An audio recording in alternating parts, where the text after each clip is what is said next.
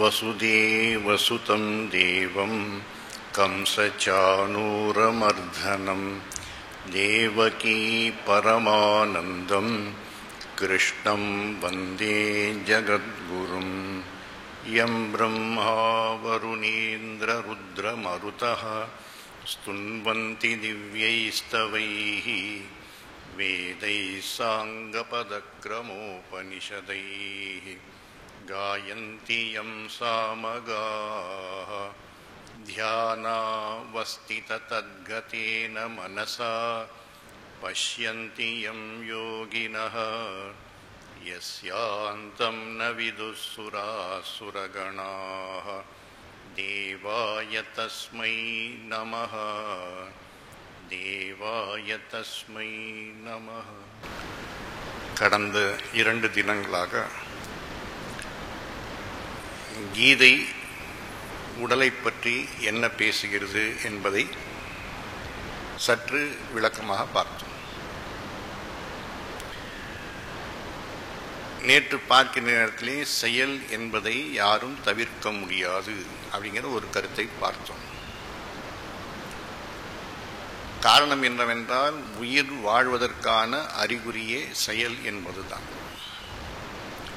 ஆகினாலே யாராக இருந்தாலும், எந்த பிராணியாக இருந்தாலும், மனிதர்களாக இருந்தாலும், பிறப்பிலிருந்து இறப்பு வரைக்கும் ஏதாவது ஒரு செயல் செய்தே தீர வேண்டும். அதில் எந்த விதமான மாற்று கருத்தும் கிடையாது. நாம் அப்படி காரியத்தை நிறுத்திவிட்டோம் என்றால் 4 பேர் நமக்கு காரியம் பண்ண ஆரம்பித்து விடுவார்கள். அதனால காரியத்தை நிறுத்துவது என்பது, செயலை நிறுத்துவது என்பது முடியாத காரியம். செயலை செய்வது உடல் செய்கிறது.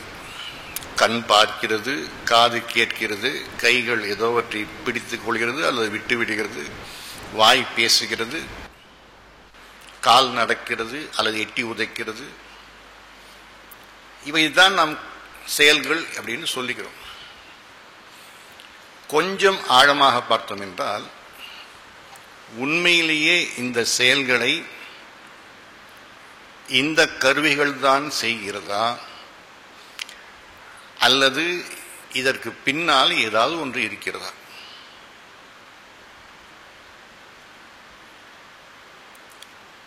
கண் பார்க்கிறது, கண் பார்க்கிறது,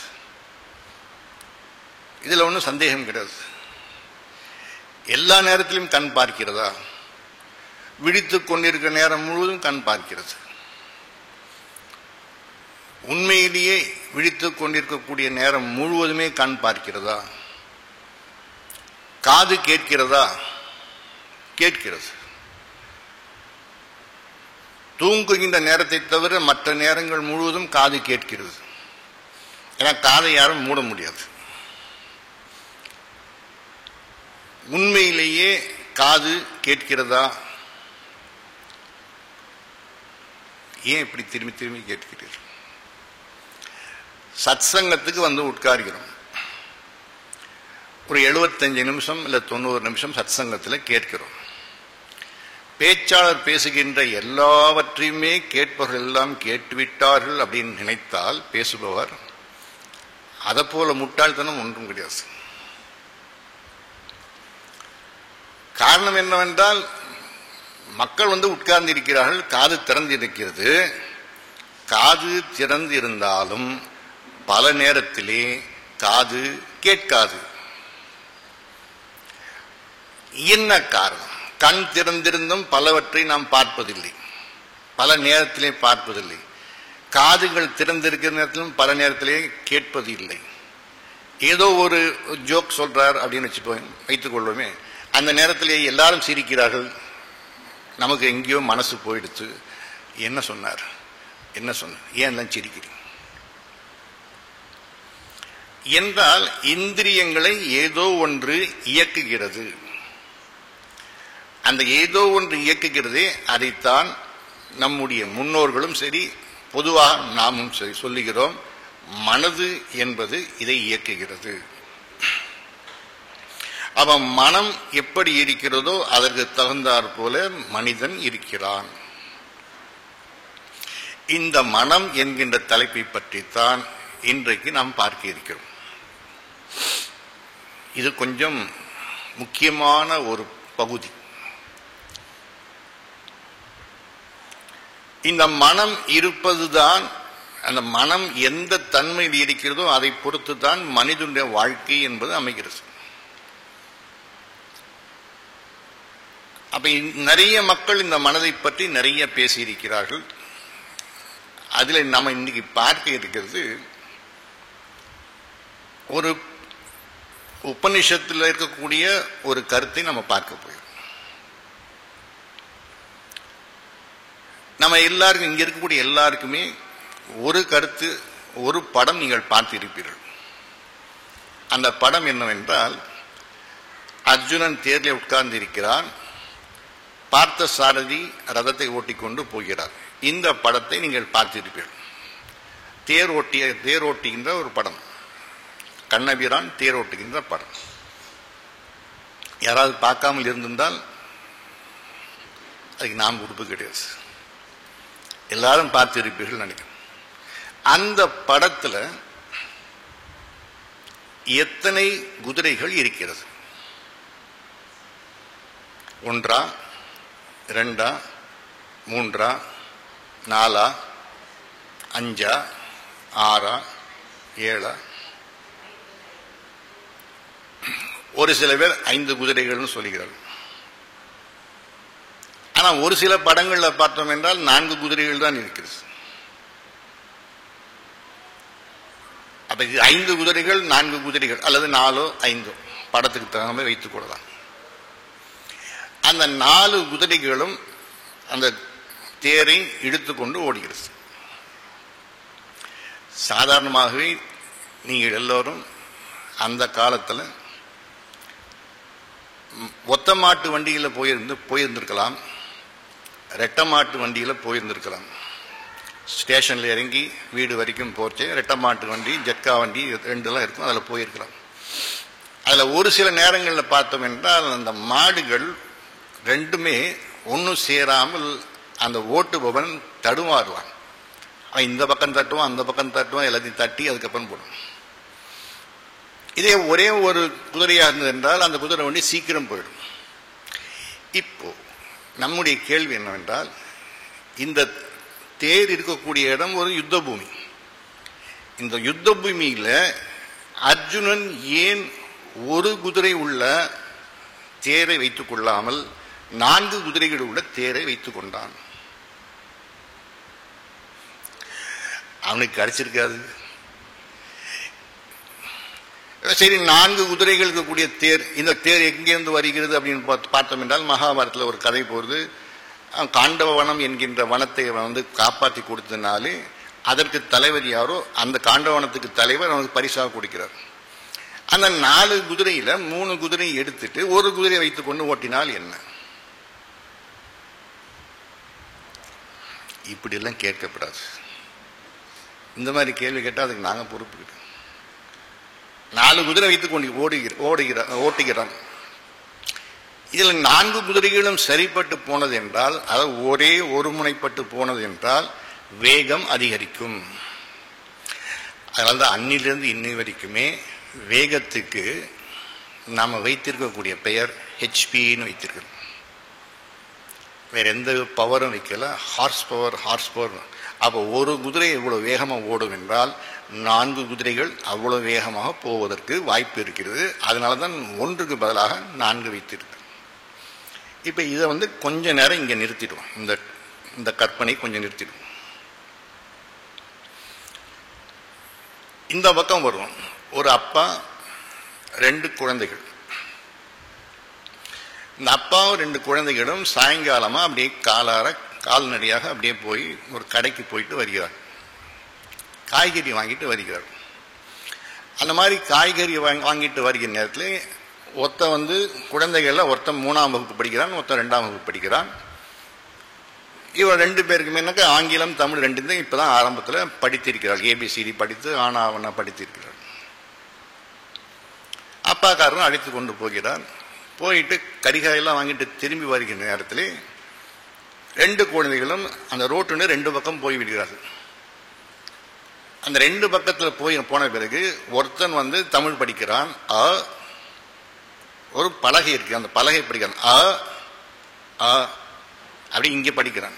அந்த பையன் அடுத்த பையன் அங்கே போயிட்டு ஆங்கிலத்தில் படிக்கிறான், டி டி டி படிக்கிறான்.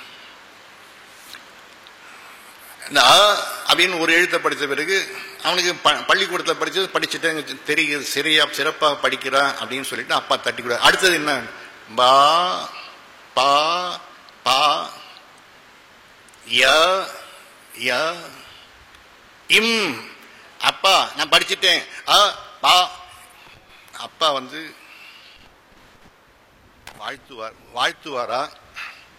வாழ்த்துவாரா அல்லது ஓங்கி ஒரு பையன் படிச்சது தப்பா? பா ய இம்.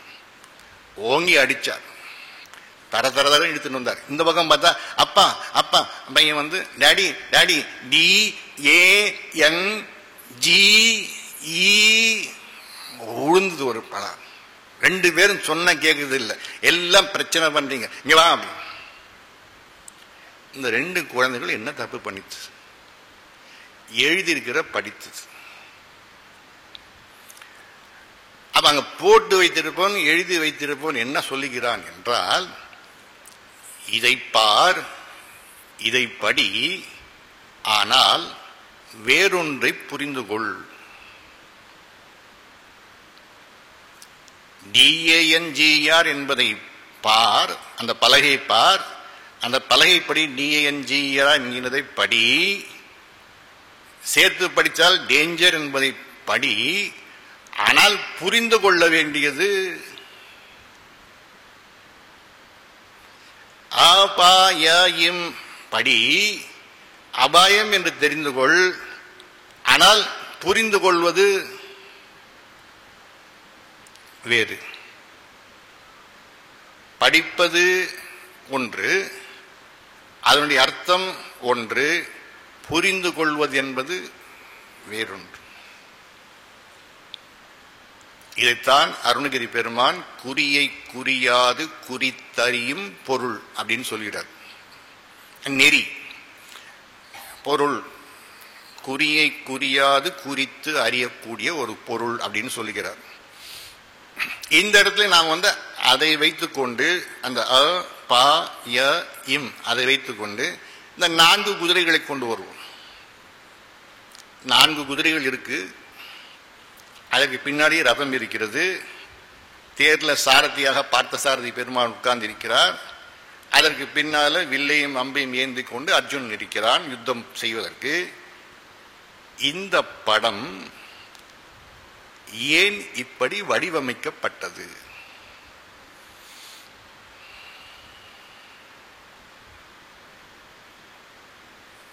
என்றால், இதற்கான காரணம் புரிந்து கொள்வதற்கு நாம் கொஞ்சம் உபனிஷத் பக்கம் போக வேண்டும். உபனிஷத்துகள்ல 12 உபனிஷத்துகள்ல முக்கியமான உபனிஷத், ரொம்ப ரொம்ப ரொம்ப ஆச்சரியமான ஒரு உபனிஷத்து கூட சொல்லலாம், ஆர்வமுள்ள ஒரு உபனிஷத். பல பேர் இதற்கு விளக்க உரை எழுதியிருக்கிறார்கள். இது கதை வடிவத்தில் வரக்கூடிய உபனிஷத். அதனால கதை உபனிஷத் ரெண்டும் சேர்ந்தால் அது கதோபனிஷத் என்று வரும். அதுல ஒரு 2 பாடல்கள், 2 மந்திரங்கள் சொல்லப்படுகிறது. அது என்ன சொல்கிறது என்றால், அந்த தேர் என்பது வெளியிலே இல்லை. அப்ப அந்த தேர் என்ன சொல்லுங்கன்னா, இது ஒரு உருவகம். இது ஆங்கிலத்தில் என்னவோ சொல்லிக்காரு, அல்காரிதமா இல்லை, அல்காரிதம் இல்லை, அலிகரிக்கல் அப்படின்னு சொல்லி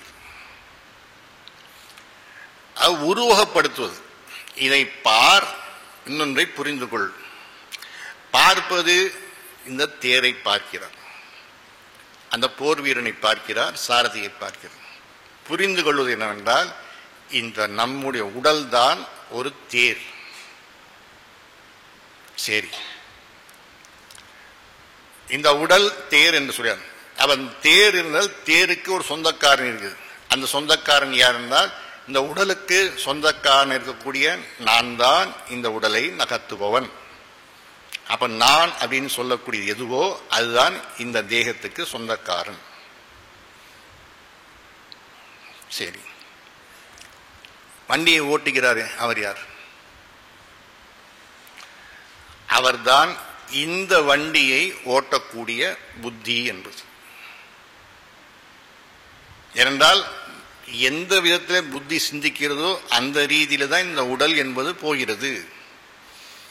6:30 மணிக்கு இந்த இடத்துக்கு வரணும்னு புத்தி முடிவு பண்ணால் இந்த இடத்துக்கு வர்றோம்.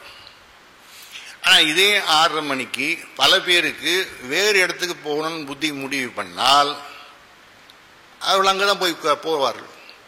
அல்லது இன்னும் ஒரு சில பேருக்கு 6:30 மணிக்கு புத்தி என்ன சொல்லியிருந்தால் டிவி முன்னாடி உட்காருன்னு சொன்னால் டிவி முன்னாடி உட்காருவார். அப்ப நம்முடைய புத்தி என்ன சொல்லுகிறதோ அதைத்தான் உடல் செயல்படுத்துகிறது. அப்ப புத்தி என்பது தேர் படத்தில் பார்த்தோம் என்றால் கண்ணபிரான் தான் சாரதியாக உட்கார்ந்திருக்கிறார். சரி, அப்ப குதிரைகள் என்ன? குதிரைகள் என்னங்க?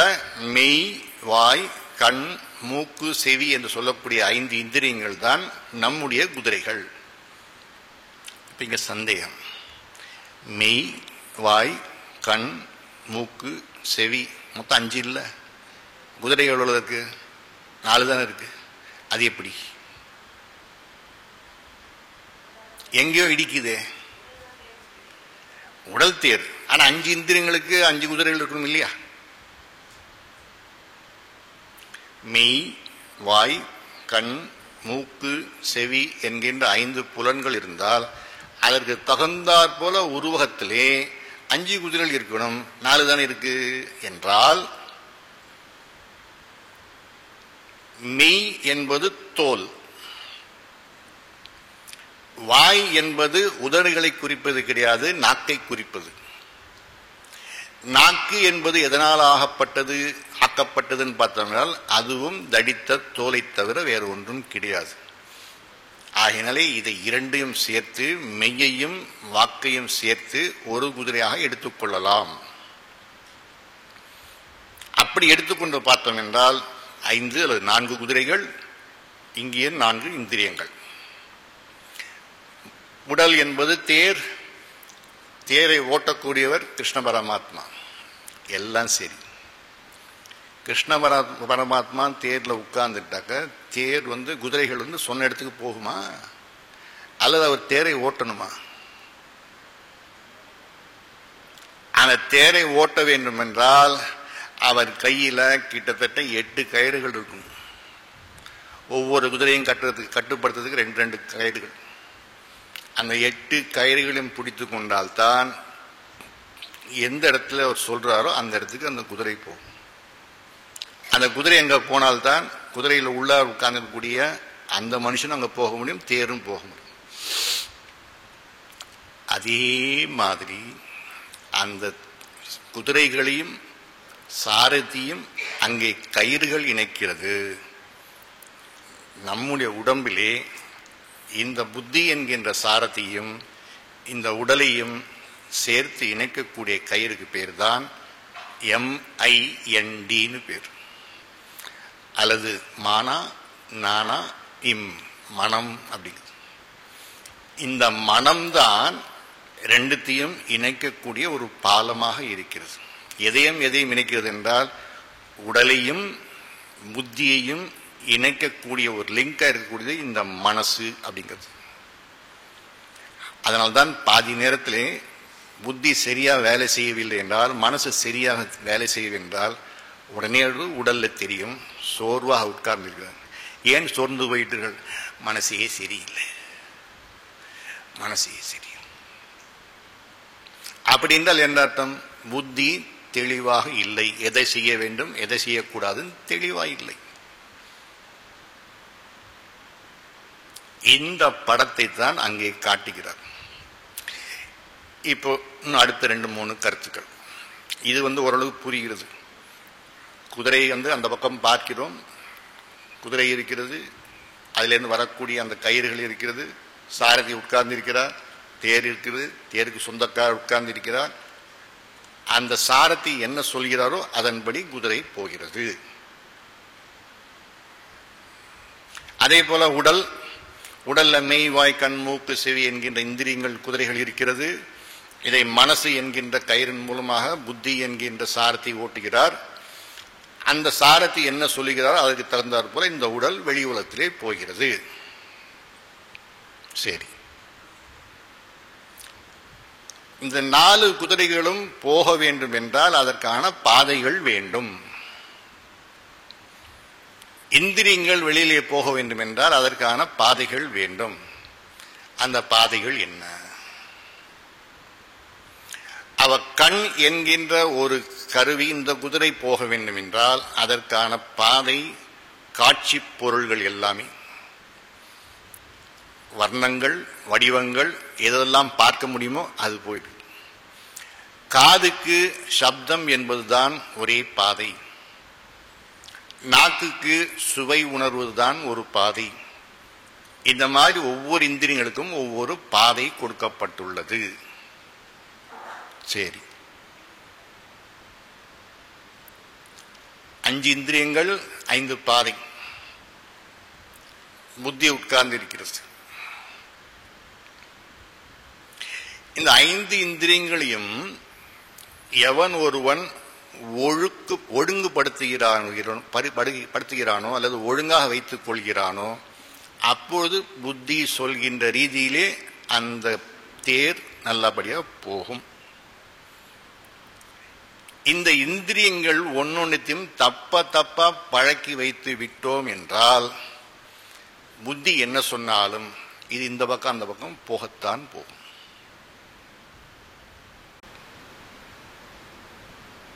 இது ஒன்றும் கஷ்டம் கிடையாது, புரிந்து கொள்வதற்கு ரொம்ப கஷ்டம் கிடையாது. நம்ம வாழ்க்கையில பல நேரத்தில் நம்ம பார்த்ததுதான். அதே போல் இன்னொரு கருத்து என்னவென்றால், நம்முடைய புத்தி தெளிவாக இருந்தால் மட்டும்தான் அந்த புத்தி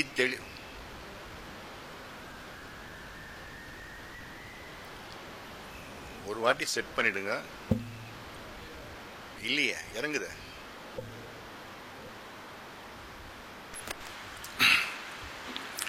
புத்தி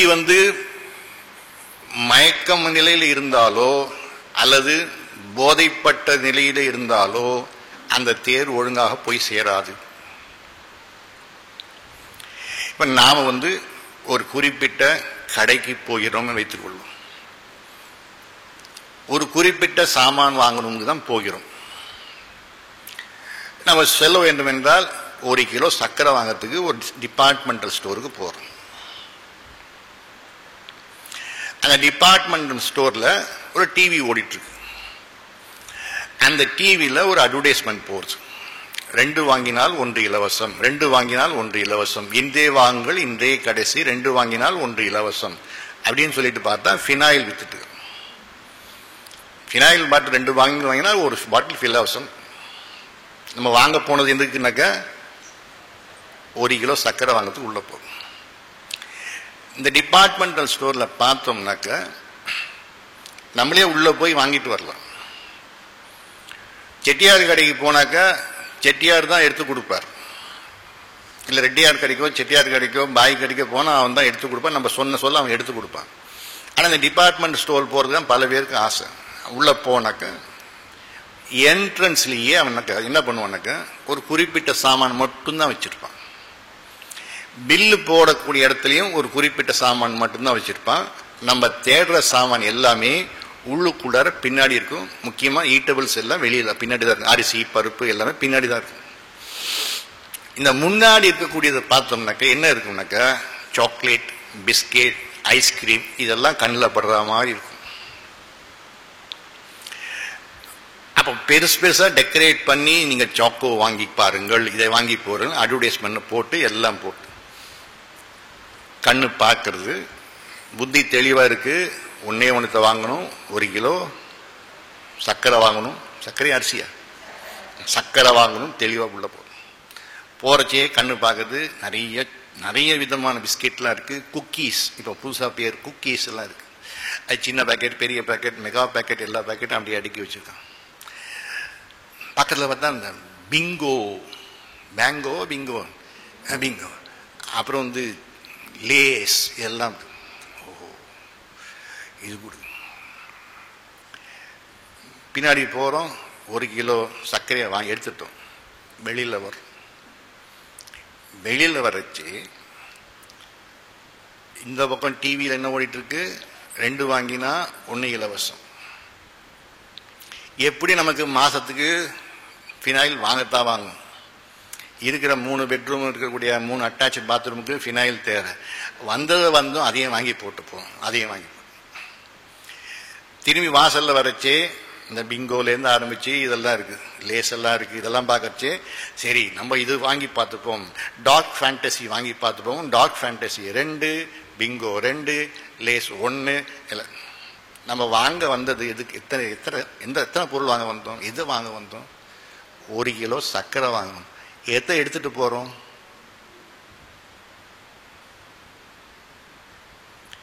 இப்போ நம்முடைய இந்திரியங்கள் ஒழுங்கா வேலை செய்யறதா அல்லது ஒன்னொன்னு ஒவ்வொரு திக்குக்கு போறதா?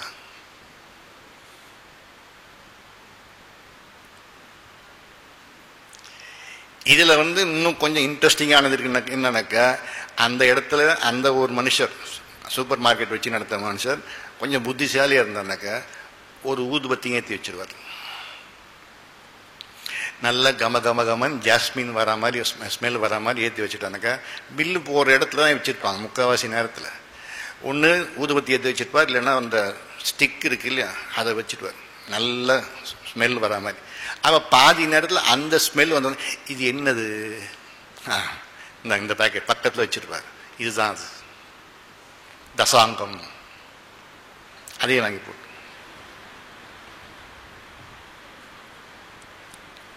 எதுக்கு சொல்ல வரேன்னா, நம்முடைய இந்திரியங்கள் எவ்வளவு தூரம் இந்த குதிரைகள் எப்படியெல்லாம் வெளியில ஓடுகிறது அப்படிங்கிறத புரிந்து கொள்ள வேண்டும்.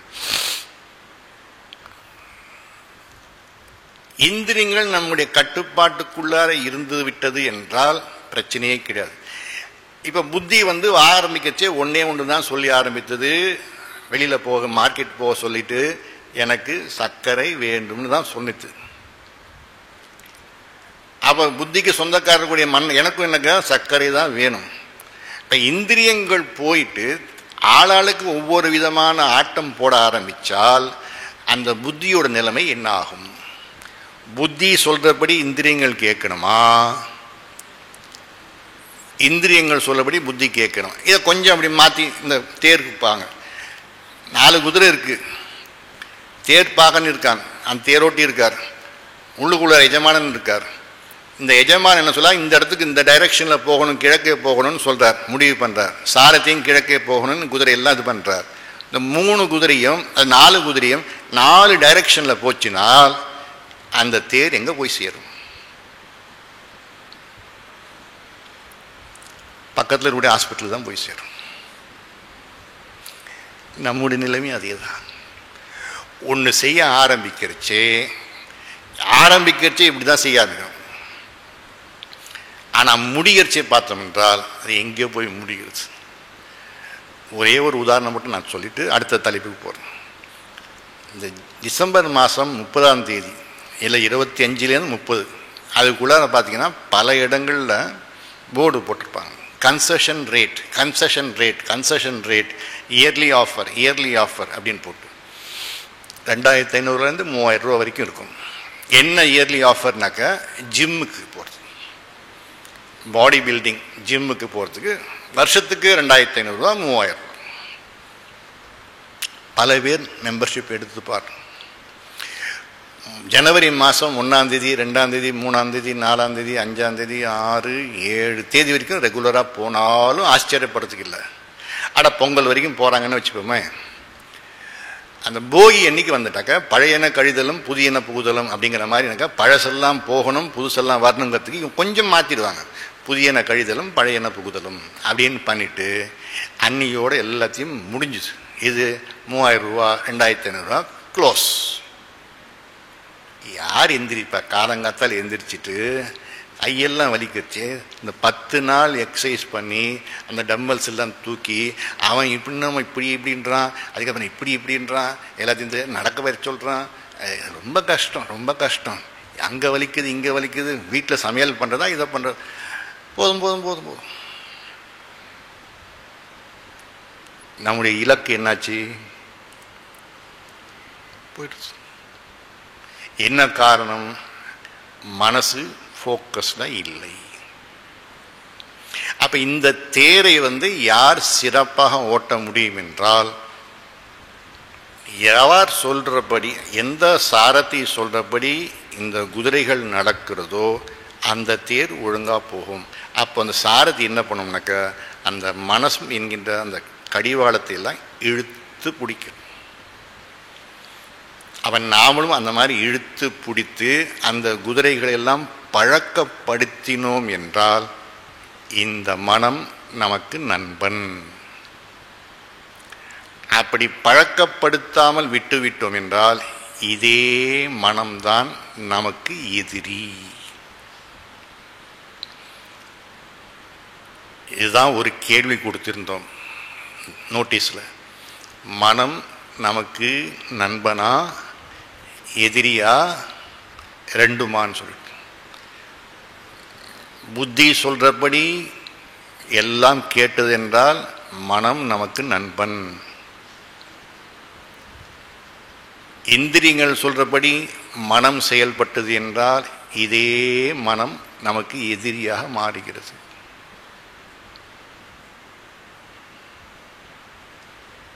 இந்த மனசை எப்படி கட்டுப்படுத்துவது அப்படின்னு பார்த்தோம் என்றால் ரொம்ப இன்ட்ரெஸ்டிங்கான ஒரு சப்ஜெக்ட். இதுக்கு உள்ளார போகிறதுக்கு முன்னாடி நிறைய பேர் இந்த வார்த்தையை பேசியிருக்கிறார்கள். மனம் மனம் மனம் மனம். மனம்னா என்ன? What is mind? ஒரு சின்ன கேள்வி. மனம்னா என்ன? அது தெரிஞ்சாதானே அதை அடக்கிறதா ஒடுக்கிறதா அது அப்புறம் பார்த்துட்டோம். நல்வழிப்படுத்துதா? சரி. எண்ணங்கள் மனம். எண்ணங்கள் நல்ல எண்ணங்கள் மனமா, கெட்ட எண்ணங்கள் மனமா?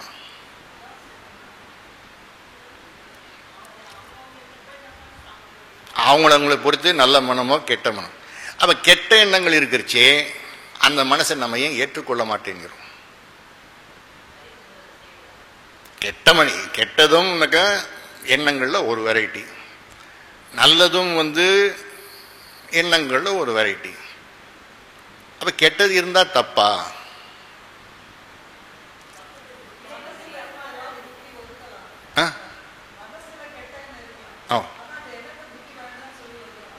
புத்தி. அப்ப ரெண்டுக்குள்ளார சண்டை வந்துடுது. அவ எது வலிமையோ வலிக்குது. நான் ஒரு சின்ன உதாரணம் சொல்றேன். உங்களுக்கு புரியுமான்னு தெரியல, நான் செய்யலாமான்னு தெரியல. ஏன்னா வீடியோ வேறு எடுக்கிறாங்க.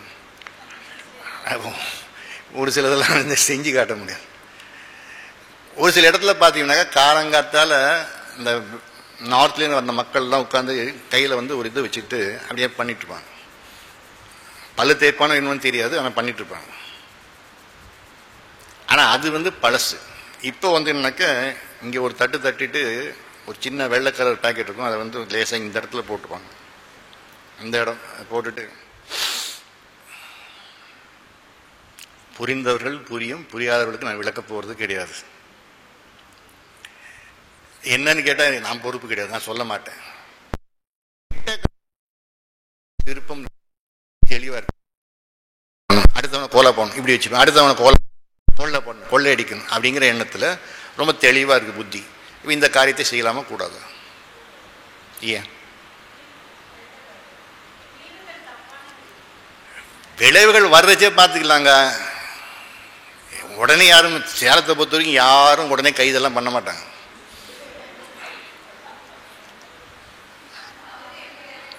அது வரைக்கும் பண்ணிட்டு போவோமே. சரி, கொலை வேண்டாம், கொள்ளை அடிக்கிறோம். கடைசி வரைக்கும் லாபம் தானே. பஸ்ஸில் போச்சு எனக்கா கட் பண்ணுறோம், செயினை கட் பண்ணி எடுக்கிறோம். இல்லை 2 வீலரில் போச்சு எதிரில் மனுஷனை செயின் பிடிச்சி ஸ்நாச் பண்ணுறோம், உடனே கொண்டு போய் விற்றுடுறோம், காசாச்சு, நல்லா சாப்பிட்டு ஜாலியாக இருக்கிறோம், மாட்டினா பார்த்துக்கலாமே. அப்போ இந்த நல்லது கெட்டதுங்கிறத முடிவு பண்ணுறது யார் அப்படின்னு பார்த்தோம் என்றால் மனசு முடிவு பண்ணுவதில்லை. புத்தி என்ன பண்ணியிருந்தால் தனக்கு என்கின்ற ஒரு ஞானத்தை வைத்திருக்கிறது, அதன்படி தான் அது நல்லது கெட்டது அப்படின்னு சொல்கிறது. அந்த ரீதியில் பார்த்தோம் என்றால் பகலிலே தூங்குவது என்பதும் ஒரு சிலருக்கு கெட்டது. நோயாளிகளை பொறுத்தவரையில் பகலிலே தூங்குவது என்பது மருத்துவர் சொல்கிறபடி அலவுட். வயோதிகர்களை பொறுத்தவரையில் பகலிலே தூங்குவது என்பது அக்செப்டட். ஆனால் இளைஞர்கள் பண்ணினால் அப்போ அந்த புத்தியிலே தெளிவு இருந்தது, இது தப்பு அப்படின்னு சொல்லி புத்தி முடிவு பண்ணினால் அந்த புத்தி பண்ணக்கூடிய முடிவை இந்த மனம் என்பது செயல்படுத்தினால்தான் அது வெற்றி பெறும். இப்படி வேணால் வைத்துக்கொள்ளலாம். 3 கருவி இருக்குது: உடல், மனம், புத்தி. இப்போ உடல் சொல்கிறது நல்லா சாப்பிட்டாச்சு, இன்னைக்கு மத்தியானம் சாப்பாடு நல்லா சாப்பிட்டாச்சு, வயிறு முட்டை சாப்பிட்டாச்சு, தூங்கு அப்படின்னு சொல்கிறது. ஒன்றுத்துக்கு ஒவ்வொரு ஓட்டுன்னு வச்சுக்கோம். உடல் சொல்கிறது தூங்கு, புத்தி என்ன சொல்கிறது பகலில் தூங்கக்கூடாது அப்படின்னு சொல்கிறது. இப்போ யார் வின் பண்ணுவா? இந்த பக்கம் ஒரு ஓட்டு, இந்த பக்கம் ஒரு ஓட்டு. இந்த 2 ஓட்டில் யார் வின் பண்ணுவார்? உடல் வின் பண்ணுமா, அது புத்தி வெற்றி பெறுமா? இன்னும் ஓட்டு யாரு? இது ஒரு ஓட்டு, இது ஒரு ஓட்டு. இந்த ஒரு ஓட்டு இருக்குல்ல, இதுதான் முக்கியமானது. இது விழுந்தால் தான் 2:1 விழும். இப்போ புத்தி சொல்லுது தூங்காத, தூங்கக்கூடாது அப்படின்னு புத்தி சொல்கிறது. மனசு சொல்லுது நல்லா சாப்பிட்டாச்சு, ஏப்பமெல்லாம் வந்தாச்சு, தூங்கு, கொஞ்ச நேரம் தூங்கினா பரவாயில்ல, ஒரு அரை மணி நேரம் இல்லை 1 மணி நேரம் தூங்கினா பரவாயில்லை அப்படின்னு உடல் சொல்கிறது. யாருக்கு இந்த மனசுங்கிற ஓட்டு விழுதோ, இந்த பக்கம் விழுந்தா உடம்பு வின் பண்ணிடும், இந்த பக்கம் விழுந்தா புத்தி வின் பண்ணும். இது எதை பொறுத்தது அப்படின்னு சொன்னால் புத்தி சொல்லக்கூடிய காரணத்தை பொறுத்து அமைகிறது. புத்தி என்ன காரணம் சொல்கிறது? ஒன்று தூங்கக்கூடாது, 2வது இப்போ தூங்கினாக்கா ராத்திரி 3 மணி நேரம் தூக்கம் வராது அப்படின்னு புத்தி சொல்லுது. அதுக்கப்புறம் இன்னொன்று சொல்லுது, நல்லா சாப்பிட்ட இல்லை 1 மணிக்கு 1:30 மணிக்கு மீட்டிங் இருக்குது, மீட்டிங் அட்டன் பண்ணோம், மீட்டிங் அட்டன் பண்ணலைனாக்கா வேலை கண்டிஷன் இதுதான். இப்போது இந்த ஓட்டு எங்கே போய் சேரும்? உடம்புக்கா? அப்போ யார் வின் பண்ணுவா? யார் தோற்று போவா? உடம்பு தோற்று போகும், வேறு வழி இல்லாமல் போகும். அப்போ நாம் என்ன பண்ணோம்னாக்கா இந்த மனசை புத்தியின் சொல்படி கேட்பதற்கு பயிற்றுவித்தோம் அல்லது பயிற்சி செய்தோம் என்றால் நாம் விரும்பியபடி வெற்றி பெறலாம். இது 2 சேர்ந்துருத்து அப்படின்னு சொன்னால் இந்த உடல் வேறு வழி இல்லாமல் பின்னால் தொடர்ந்து தான் போயாக வேண்டும். இப்போ இதையே மாற்றிப்போம். ஒருவேளை இந்த மனம் என்பது உடல் சொல்கிறபடி கேட்டுடுது, நல்லா தூங்கிடுச்சு, எந்திரிக்கச்சு 4 மணி, படுத்தது 1:30 மணிக்கு, எந்திரிக்கிறது 4 மணி சாயங்காலத்தில். இப்போ புத்தி சொல்லுது, அப்போ மனசு வேறு எங்கேயும் போக முடியாது, புத்திக்கிட்ட வருது, பற்றியா உன்னை ஏமாற்றிட்டேன், பற்றியா உன்னை ஏமாற்றிட்டேன், பற்றியான்னு புத்தியும் மனசும் பேசிக்குது. அப்போ புத்தி சொல்லுது எனக்கு நேரம் வரும், அப்போ நான் சொல்கிறேன் அப்படின்னு புத்தி சொல்கிறது. மனசு சொல்லுது அப்படியெல்லாம் ஒன்றும் நேரம் வரதை பார்த்துக்கிறாங்க. புத்தி என்ன சொல்லிட்டுனாக்கா இப்போ தூங்கினாக்கா ராத்திரி தூக்கம் வராதுன்னு புத்தி சொல்லியிருக்கு. ராத்திரி 9:30 மணி 10 மணிக்கு படுத்துடுத்து இந்த உடம்பு. மத்தியானம் 3 மணி நேரம் தூங்கினதுனால உடம்பு களைப்பெல்லாம் போய் ஃப்ரெஷ்ஷாக இருக்குது. அப்போ உடம்பு என்ன சொல்லுது, கொஞ்சம் இது பார்க்கலாம், மொபைல் பார்க்கலாம், மொபைல் நோண்டிகிட்டே இருக்குது. மொபைல் நோண்ட கண் வலிக்க ஆரம்பிக்கிறது. ராத்திரி நேரம் எல்லாரும் சுவிட்ச் ஆஃப் பண்ணிட்டாங்க, லைட் எல்லாத்தையும், கண் வலிக்குது. இப்போ மனசு சொல்லுது தூங்கணும்னு சொல்லு. புத்தி சொல்கிறது எப்படி தூங்க முடியும், நீ தான் மத்தியானம் 3 மணி நேரம் தூங்கிட்டில்ல, எப்படி தூங்க முடியும்னு புத்தி சொல்லுது. இல்லை இல்லை நான் தூங்கணும். இப்போ உடலும் கத்த ஆரம்பிக்குது, தூங்கணும். புத்தி சொல்கிறது என்னால் தூங்க முடியாது. அப்போ மனசு சொல்கிறது, மை டியர் புத்தி, நான் தப்பு பண்ணிட்டேன், மத்தியானம் தூங்கிடக்கூடாது, நான் தப்பு பண்ணிட்டேன். அப்போ புத்தி சொல்லுது, அப்போவே சொன்னேனே, சொல்கிற பேச்சு கேட்டியா? சொல்கிற பேச்சை கேட்டுருந்தா இந்த கஷ்டம் வந்துருக்குமா அப்படின்னு சொல்கிறது. நான் இனிமேல் பண்ண மாட்டேன், தப்பு பண்ண மாட்டேன்னு புத்தி. உள்ளுக்குள்ளார எங்கே சண்டைனாக்கா, உடலுக்கும் புத்திக்கும் சண்டை இல்லை, மனசுக்கும் புத்திக்கும் சண்டை. இந்த மனசுக்கும் புத்திக்கும் சண்டை போடுற இடம்தான் குருக்ஷேத்திர யுத்த பூமி. எங்கெங்கெல்லாம் எப்பப்பெல்லாம் மனசுக்கும் புத்திக்கும் சண்டை வருதோ அது ஒரு குருக்ஷேத்திர யுத்த பூமி.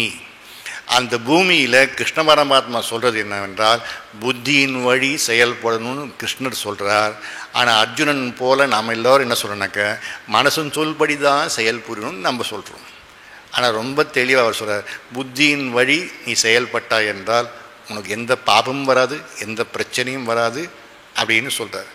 அப்பேற்பட்ட மனம், புத்தி சொல்கிறபடி கேட்கக்கூடிய மனம் நமக்கு நண்பன்.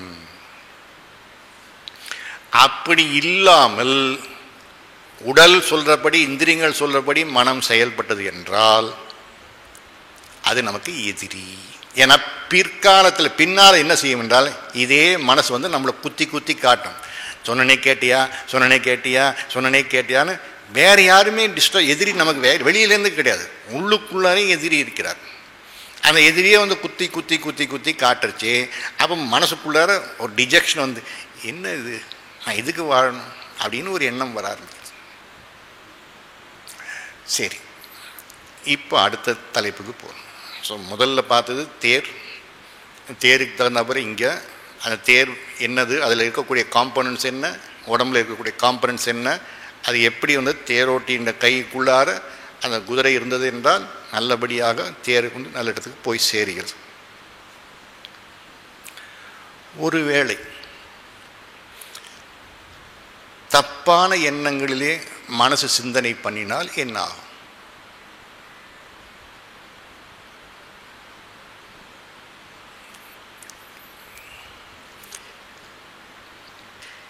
சரி, நல்லது சொல்ல என்ன நடக்கும்?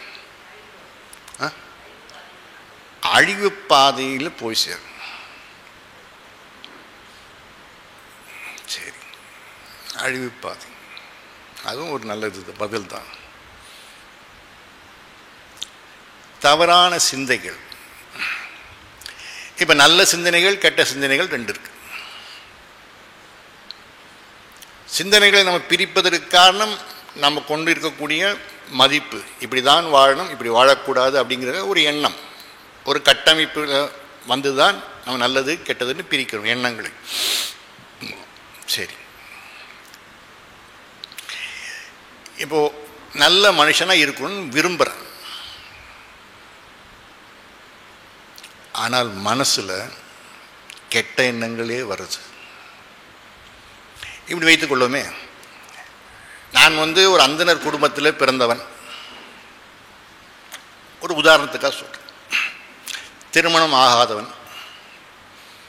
எங்கள் வீட்டில் என்னக்க சாதாரண சமையல் தான் போடுவார்கள். பல நேரத்தில் மோர் சாதம் தான் போடுவார்கள். தயிர் சாதம், ஊறுகாய், மோர் சாதம், இவ்வளோதான் கிடைக்கும். ஆனால் எல்லாரும் சொல்கிறத பார்த்து வெளியில் சேலம் போகிற இடத்துலலாம் வெளியிலலாம் போய் பார்த்தாக்க மனசுக்குள்ளார என்ன கண்ணில் போடுறதோ அதெல்லாம் செஞ்சு பார்த்தா என்னன்னு ஒரு ஆசை வருது.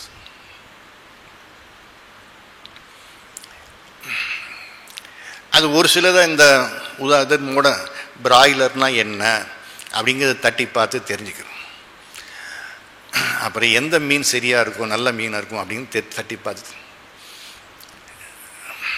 எங்களுடைய நண்பர்கிட்ட கேட்குறேன். அந்த பையனுடைய நண்பர் அவன் சொல்கிறான், அதெல்லாம் நல்லா இருக்கும், புத்திக்கு நல்லா இருக்கும், உடம்புக்கு நல்ல இது கிடைக்கும், கண்டிப்பாக சாப்பிட்ணுன்னாக்கா 65 சாப்பிடணும். அதை போல் டேஸ்ட் ஒன்றும் கிடையாது. முன்னாடிலாம் ஒரு கம்பெனி வச்சுருந்தா அவன் இப்போ காணும், இருந்தாலும் பரவாயில்ல ட்ரை பண்ணு. உடனே எந்த என்ன என்ன என்ன கம்பெனி அதெல்லாம் சொல்லக்கூடாது. இல்லை பரவாயில்ல சொல்லு, தப்பு இல்லை. சுகுணான்னு ஒன்று இருந்தது, இப்போ அது என்ன காணாமல் போயிடுச்சு.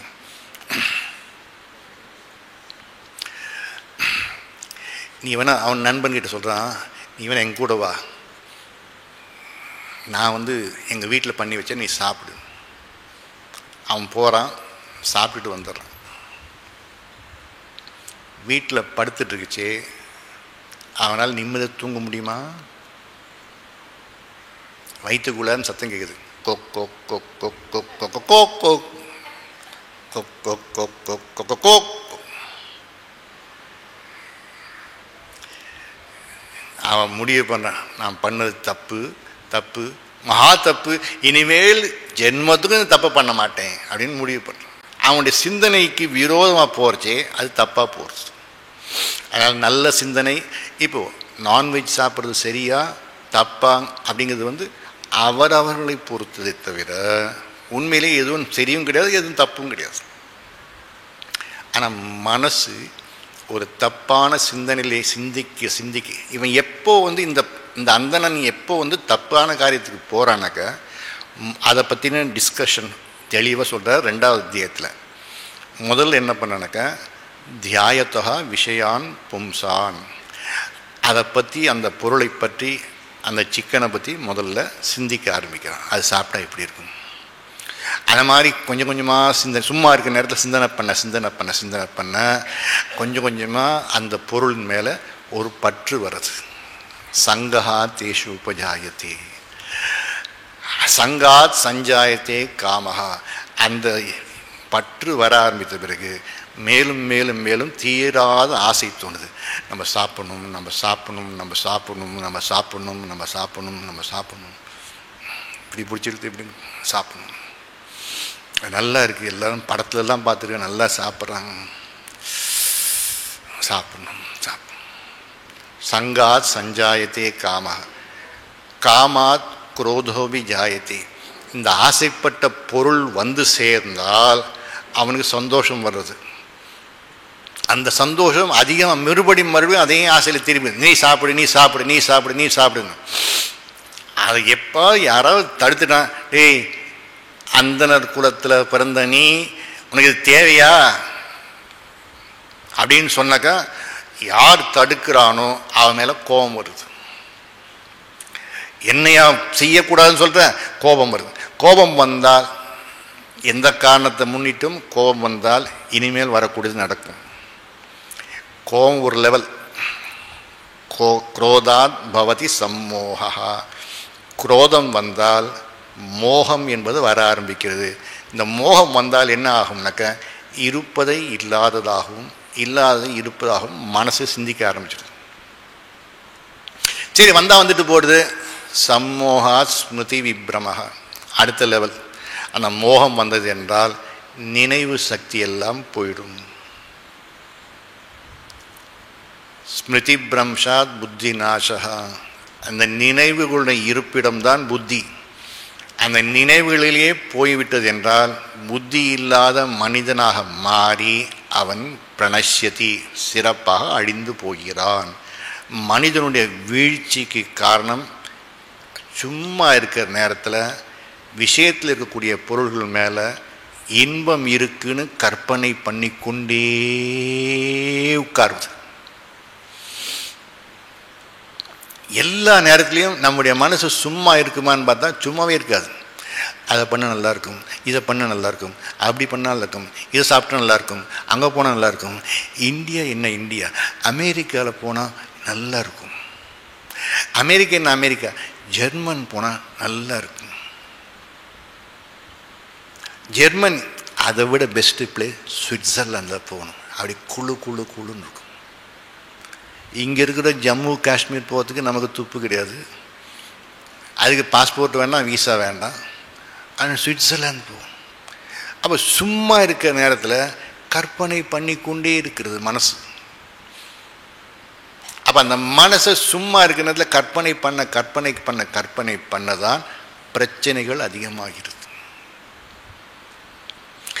பிரச்சனைகள் அதிகமாகுதுன்னு சொல்றதுக்கு காரணம் என்னவென்றால் வாழ்க்கையிலே அந்த அப்பேற்பட்ட மனுஷனுக்கு நிம்மதி குறைகிறது. ஆசைகள் அதிகமாக அதிகமாக அதிகமாக எனக்கு இது வேணும், அது வேணும், அதுவும் வேணும், இதுவும் வேணும், எல்லாம் வேணுங்கிறச்சே கடைசியில் அவனுடைய ஆசையுடைய கோஷன்ட்டுன்னு பார்த்தோன்னா, அவனுடைய ஹாப்பினஸோட கோஷன்ட்டு பார்த்தோன்னாக்கா குறைந்து போயிடுச்சு. யார் ஒருத்தன் ஆசைகளெல்லாம் குறைத்து கொண்டே வருகிறானோ அவனுக்கு அந்த ஹாப்பினஸ் கோஷன்ட் ஹெச்கியூங்கிறது அதிகமாகிடுது. ஸோ ஈக்குவேஷன் என்னன்னா, ஹாப்பினஸோட ஈக்குவேஷன் என்னக்கா, ஹாப்பினஸ் இஸ் ஈக்குவல் டு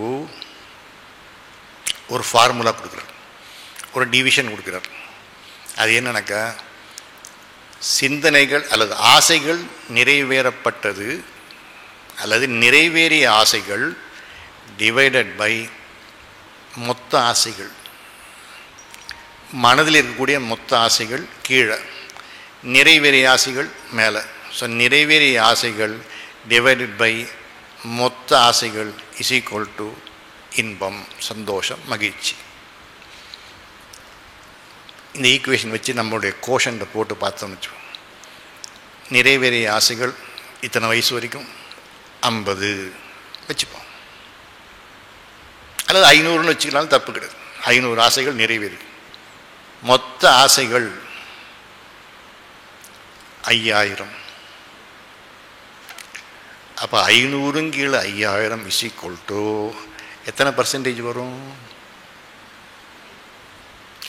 அப்போது நம்ம என்ன பண்ணுறோம்னாக்கா, நம்முடைய வாழ்க்கையில் மேலே இருக்கக்கூடிய நம்பரை அதிகப்படுத்துவதற்காக இதையும் பூர்த்தி பண்ணணும், இதையும் பூர்த்தி பண்ணணும், 500ங்கிறத 1000 கொண்டு வரணும், 1000 மாற்றணும்னு சொல்லிட்டு முயற்சி பண்ணுறோம்.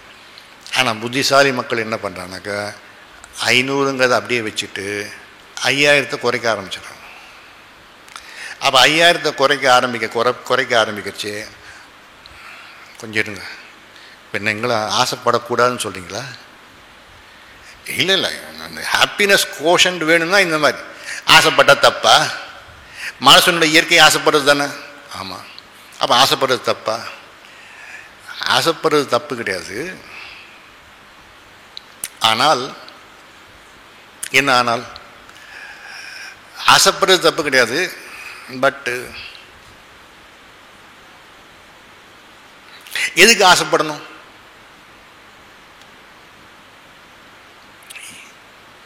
என்ன கேள்வி? எதுக்கு ஆசைப்படணும்? மனுஷனுடைய அடிப்படை தேவைகள் என்ன, ஆசைகள் என்ன பண்ணணும்? அடிப்படை தேவைகள் என்ன? உண்ண உணவு, உடுக்க உடை, இருக்க இருப்பிடம், பேசுவதற்கு ஒரு பட்டன் ஃபோன், நல்ல ஆரோக்கியமான மருந்தில்லாத வாழ்க்கை. இவ்வளோதானே 5. பேசுகிறதுக்கு, யாரோட பேசுறதுக்கு, கதை அடிக்கிறதுக்கு, ஏன்னா இப்போ நிச்சயத்தில் ஃபோன் இல்லாமல் வாழ முடியாது. அதனால் கதை பேசுகிறதுக்கு 1 மணி நேரமோ 1/2 மணி நேரமோ இப்போ தான் ஃப்ரீயாக கொடுத்துட்டான். வேறு முன்னாடிலாம் கால் இத்தனை நிமிஷத்துக்கு மேலே பேசினா இத்தனை காசுன்னு வாங்கி இந்த காலெல்லாம் போயிடுச்சு. இப்போ ஃப்ரீயாக பேசலாம்னு சொல்லிட்டு அன்லிமிட்டெட் வாய்ஸ் கால்னு கொடுத்துரும். இந்த 5 தான் முக்கியமானது. உண்ண உணவு, உடுக்க உடை, இருக்க இடம், பேசுவதற்கு ஒரு பட்டன் ஃபோன், மருந்தில்லாத வாழ்க்கை. அதுக்கு மேலே எனக்கு தெரியல. 6வது இதெல்லாம் கொடுத்துட்றோன்னு வச்சுக்கோம். அப்போ ஆசை இல்லாமல் இருக்குமா?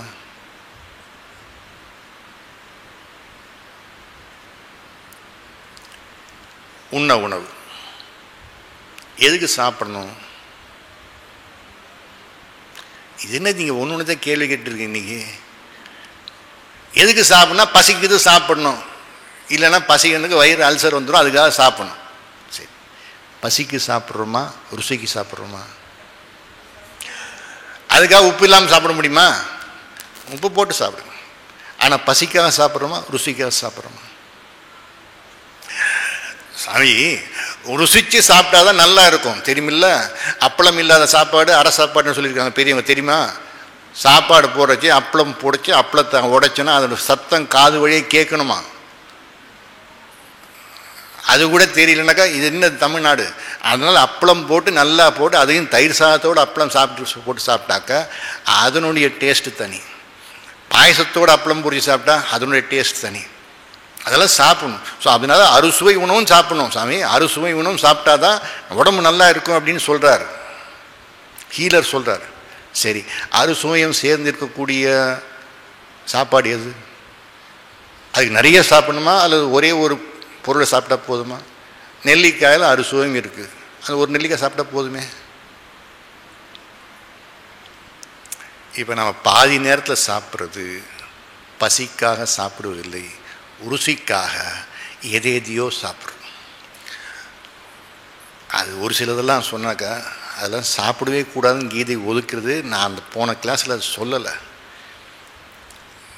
போன கிளாஸில் சாப்பிட்றது எவ்வளோ சாப்பிடணும்னு சொன்னோம். 50%, 20%, 25 சொன்னோம். எத்தனை வகையான சாப்பாடுன்னு பார்த்தோம்னாக்கா எந்த வகையான சாப்பாடு சாப்பிட்லாங்கிறது பின்னாடி விளக்குறது கீதை. அதில் பார்த்தோம்னா முக்கால்வாசி நம்ம சாப்பிட்றதுலாம் கீதை தவிர்க்கணும்னு சொல்கிறது. யாத்தயாமம் கதரசம் பூதிஹி பரியுஷித்தம் செய்யத்து உச்சிஷ்டமபி அமேத்தியம் போஜனம் தாமசப்பிரியம் சொல்கிறது. யாத்தயாமம்னா சமையல் பண்ணி 3 மணி நேரம் ஆன சாப்பாடு சாப்பிடாதே. அது சாப்பிட்டா அவனுக்கு தமோ குணம் வரும், தூக்கம் வரும்னு சொல்கிறது. இதை மட்டும் எடுத்துப்போம். சமையல் பண்ணி 3 மணி நேரம் ஆனது. கார்த்தால 8 மணிக்கு சமையல் பண்ணி டப்பாவில் பேக் பண்ணி எடுத்துகிட்டு போகிறோமே, சாப்பிட்றச்சு என்ன 11 மணிக்கு சாப்பிட்றோம். கதரசம் அடுத்தது டேஸ்ட் இல்லாதது, பூதிகி புளித்தது, பரியுஷம் ஏச்சு உச்சிஷ்டம் அப்பிச்சு அமேத்தியம். இது எல்லாத்தையும் போட்டு பார்த்தோம்னாக்கா, இதில் என்னென்ன சொல்லுங்க எல்லாத்தையும் போட்டு பார்த்தோம்னாக்கா நம்ம சாப்பிட்ற இட்லி, தோசை, ஊத்தாப்பம், பணியாரம் இதெல்லாம் இந்த கேட்டகரியில் வருது. புளிச்சு போன சாப்பாடு எல்லாம். அவர் சொல்கிறபடி என்னன்னாக்கா நம்ம சாப்பிட வேண்டியது சுட சுட பொங்கல், சுட சுட இடியாப்பம், சூடாக சாப்பிட்ற புட்டு, கொழா புட்டு, தேங்காய் புட்டு, இதெல்லாம் சாப்பிட சொல்கிறாங்க. அதெல்லாம் சாப்பிட்டா வயிறு லேசாக இருக்கும். ஊத்தாப்பம் 4 ஊத்தாப்பம் சாப்பிட்டு ஆஃபீஸுக்கு போனாக்கா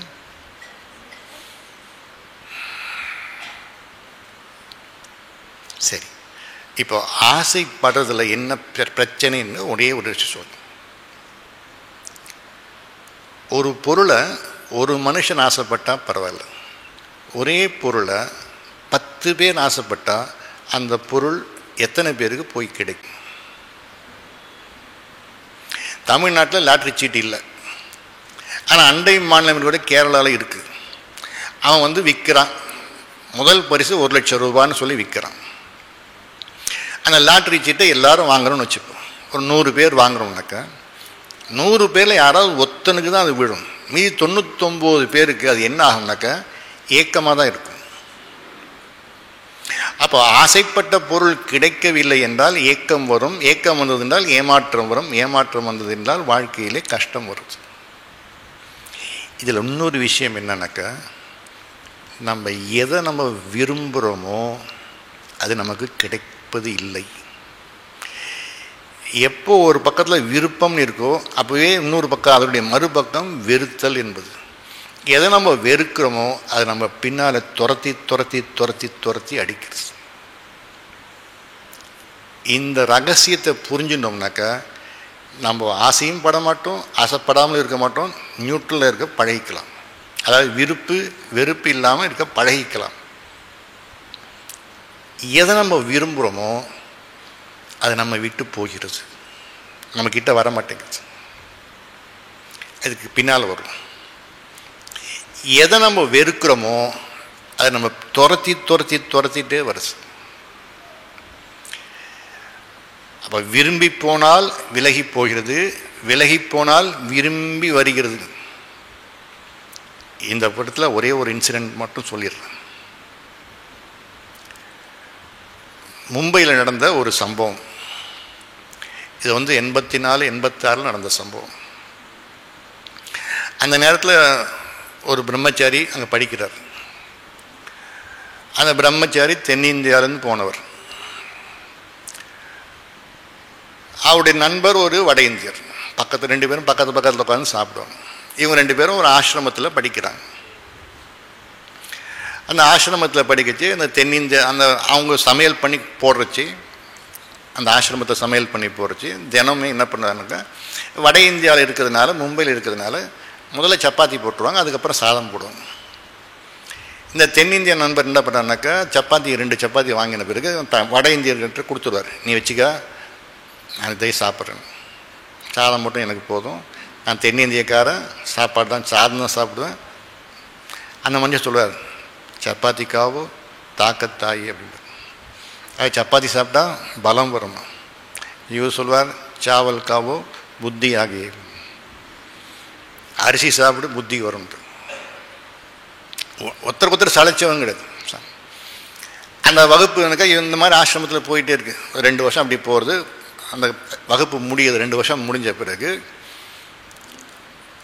அந்த ஆசிரமத்தில் போஸ்டிங் கொடுக்குறாங்க, இந்த இடத்துல போய் வேலை செய்யணும்.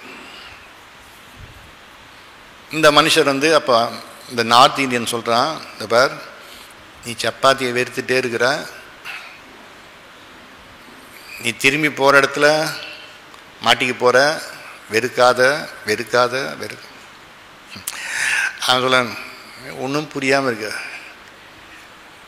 நான் தென்னிந்தியாவில் வந்தாள், என்னை தென்னிந்தியாவில் தான் போஸ்ட் பண்ணுவாங்க தவிர மும்பைக்கும் டெல்லிக்கும் கல்கத்தாவும் போட மாட்டாங்க. நீ வேணால் கஷ்டப்படலாம், நாங்கள் நல்ல சாப்பாடு தான் சாப்பிடுவோம். அந்த மனுஷரை, அந்த தென்னிந்தியக்காரரை போஸ்ட் பண்ணாங்க அந்த ஆர்கனைசேஷனில். போஸ்ட் பண்ண பிறகு தென்னிந்தியாவில் இருக்கக்கூடிய ஒரு ஊருக்கு போட்டாங்க. அந்த ஊரில் யார் அவரை கேர்டேக் பண்ணுவாரோ அந்த மனுஷர் வந்து ஒரு நார்த் இந்தியன். முதல் நாள் இந்த மனுஷர் போய் பவ்யமாக உட்காந்து சாப்பிட்றதுக்கு டைனிங் டேபிளில் உட்கார்றார். சப்ஜி எல்லாம் வருது, அதெல்லாம் பார்த்தா சப்ஜின்னு சொல்கிறோம், அதனால் அது வந்து நம்முடைய பதார்த்தங்கள் இல்லைன்னு புரிஞ்சுக்கணும். அந்த அம்மா வந்தம்மா 2 சப்பாத்தியாக ஒரு தட்டில் டொப்புக்குன்னு போகிறாங்க. அந்த மனுஷர் கீழே மேலே பார்த்துட்டு, ஏங்க சாதம் போட மாட்டிங்களான்னு. வரும் வரும் வரும், கூடவே தால் பருப்பு கொண்டு வந்து போடுறாங்க. நீங்கள் பருப்பையும் சொட்டு சாப்பிடுங்க, அந்த சப்ஜி இருக்குது சொட்டு சாப்பிடுங்க. 2 சப்பாத்தி சாப்பிட்டு முடிச்ச பிறகு கேட்டார், சாதம் வருமா? வரும் வரும், இன்னொன்று சப்பாத்தி போடுங்க, இன்னொன்று சப்பாத்தி. பக்கத்தில் இருந்த பெரியவர் 3 சப்பாத்தி நல்லா சாப்பிட்டு கொண்டா கொண்டா கொண்டான்னு சாப்பிடு. இந்த நார்த் இந்தியன் சாப்பாட்டுலாம் கிரேட். அதுக்கப்புறம் சப்பாத்தி வருது. இந்த மனுஷர் போனார், அங்கேருந்து மும்பையிலேருந்து போனார். அவர் 3 சப்பாத்தி சாப்பிட முடியாமல் சாப்பிட்டு பிடிக்காமல் சாப்பிட்டு அவர் உடம்பெல்லாம் வேர்த்து விட்டு சாதம் வரைச்சே பார்த்தாங்க. இவர் வயிறு ஃபுல்லாகிடுச்சு. சரி, ராத்திரியாவது இவங்க சூடாதாவது போடுவாங்கன்னு பார்த்தா ராத்திரி அதே சப்பாத்தி, அதே தால். சரி, அடுத்த நாளாவது வருமானு பார்த்தா,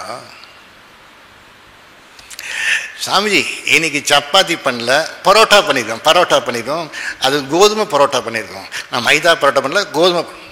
சரி, நல்லா இருக்குமே அப்படின்னு சொல்லி அந்த மனுஷர் பார்த்தாக்கா திரும்பி சப்பாத்தி வேறு ஃபார்மில் வருது.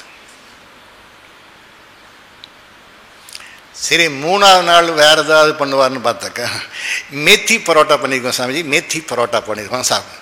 இவருக்கு மேத்தினாலும் தெரியாது, பரோட்டானாலும் தெரியாது.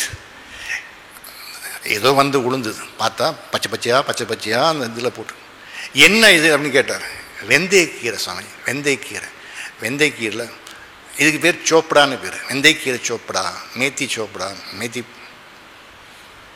கடைசியில் அதுவும் என்னன்னாக்கா அதுவும் சப்பாத்தி, ஒரு வெரைட்டி. அப்போ தான் அந்த மனுஷர் புரிஞ்சுட்டார், சப்பாத்தியில் இவ்வளோ வெரைட்டி இருந்தது, இதை சாப்பிடாம ஒதுக்கினது எவ்வளோ தப்பு. இப்படியே காலம் போயிட்டுருக்குறச்சு திடீர்னு அவருக்கு உடம்பு சரியில்லாமல் போச்சு. டாக்டர் பார்த்துட்டு அவருக்கு என்ன சொன்னார்னாக்கா, நீங்கள் இனிமேல் ஒரு வேளை தான் அரிசி சாப்பிட்லாம், மீதி 2 வேளையும் கண்டிப்பாக கோதுமை தான் சாப்பிடணும்னு சொல்லிட்டு. இப்போ இந்த மனுஷர் தலையில் அடிச்சுட்டு நொந்து நூடுல்ஸாக போகிறார். ஐயோ, அன்றைக்கி மட்டும் நான் சப்பாத்தியை விரும்பி இருந்தேன்னாக்கா இப்போ இவ்வளோ கஷ்டப்பட்டுருப்பேனா? எவ்வளோ கஷ்டம். எதை நம்ம விரும்பி போகிறோமோ அது நமக்கு கிடைக்கிறதில்ல. எதை நம்ம வெறுக்கிறோமோ அது பின்னாடியே வருது. சாதாரண சொல்கிற உதாரணம், திருமணத்துக்கு ஒரு குறிப்பிட்ட இடத்துக்கு போகணும்னு நினச்சிங்கனாக்கா அன்னைக்குன்னு பார்த்து தான் அந்த நேரத்தில் 9லேருந்து 10:30 மணி முகூர்த்தம்னாக்கா அந்த 8:45 மணிக்கு 8:30 மணிக்கு தான் யாராவது ஒருத்தர் வந்து அல்லது ஃபோன் வந்து நம்மளை பேசி பேசி பேசி அங்கே போக விடாமல் தடுப்பார். எதை நம்ம விரும்புகிறோமோ அது நமக்கு கிடைக்கிறதில்ல, எதை வெறுக்கிறோமோ அது கிடைக்கிறது. ஸோ புத்திசாலியான மனுஷன் என்ன பண்ணுறான்னாக்கா எதை வருகிறதோ அதை ஏற்றுக்கொள்கிறான். ஸோ மனசை அமைதிப்படுத்துது. இப்போ ஒரு சில பேர் இருக்காங்க, இந்த மனசு வெளியில் இருக்கக்கூடிய பொருள்களை சுவையை நாடி இன்பத்தை நாடி போகிறதே, நான் அதெல்லாம் போகக்கூடாதுன்னு சொல்லி அடக்கப் போகிறேன். இந்த மனசுங்கிறது ரொம்ப விசித்திரமானது. இது ஒரு எண்ணங்களுடைய ஓட்டம்தான் மனசை தவிர அவ்வளோ சீக்கிரமாக அதை அடக்க முடியாது. நீங்கள் சொன்னால் நாங்கள் நம்பிடுவோமா? ஏதாவது ஆதாரம் இருக்கிறதா? 6வது அத்தியாயத்தில் கண்ணபிரான் ரொம்ப அழகாக சொல்கிறார், அர்ஜுனா இந்த மனசையெல்லாம் அப்படியே கண்ட்ரோல் பண்ணி நீ அப்படியே நல்ல இடத்துல உட்கார்ந்துட்டு நேராக முதுகெல்லாம் வச்சுட்டு நீ தியானம் பண்ணினா என்றால் உண்மை அறியலாம், பேரின்ப பரமாத்ம பெருவெளியிலே சிறப்பாக இருக்கலாம்.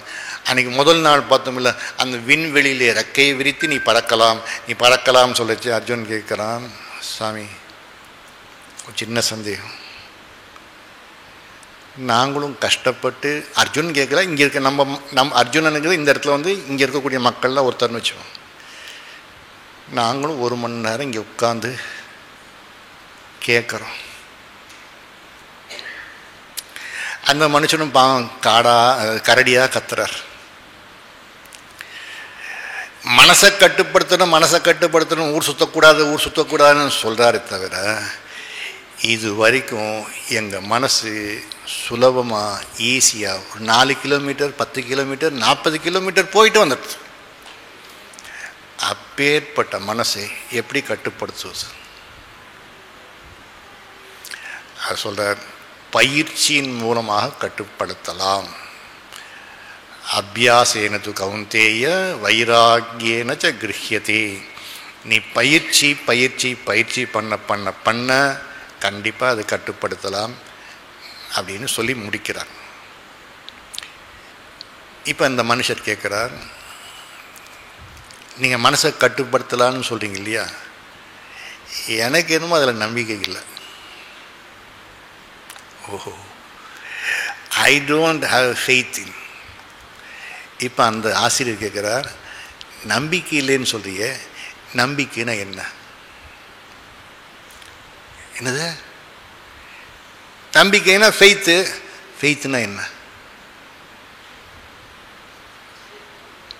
நம்பிக்கை விசுவாசியுங்கள், விசுவாசம் விசுவாசியுங்கள், கர்த்தர் உங்களை காப்பாற்றுவார், விசுவாசியுங்கள், இறைவனை விசுவாசியுங்கள், ஆண்டவரை விசுவாசியுங்கள், அவர் உங்களுக்கு அருள். விசுவாசம்னா என்ன? நம்பிக்கைனா என்ன? ஃபெய்த் என்னது? தெரியல. உங்களுடைய அறியாமை என்னுடைய ஞானம். அதனால யுவர் இக்னரன்ஸ் இஸ் மை விஸ்டம்னு சொல்லுவாங்க. அந்த மாதிரி தெரியலன்னு சொன்னால் நாளைக்கு பார்ப்போம். முக்கியமான நாள் நாளைக்கு. ஏன்னா இந்த நம்பிக்கை இல்லை என்றால் வாழ்க்கையே கிடையாது. இந்த நம்பிக்கைங்கிற தலைப்பில் கீதை என்ன சொல்லியிருக்கு அப்படிங்கிறத நம்ம நாளைக்கு பார்ப்போம். நாளைக்கு ஞாயிற்றுக்கிழமை, அதனால் நம்பிக்கையோடு நாங்கள் காத்திருக்கிறோம். அவ்வளோ, நீங்கள் வருவீர்கள் அப்படின்னு சொல்லி. ஓம் பூர்ணமதः பூர்ணமிதம் பூர்ணாத் பூர்ணமுதச்யதே பூர்ணஸ்ய பூர்ணமாதாய பூர்ணமேவாவசிஷ்யதே. ஓம் சாந்தி சாந்தி சாந்தி. ஹரிஹி ஓம். ஸ்ரீ குருப்யோ நமः. ஹரிஹி ஓம்.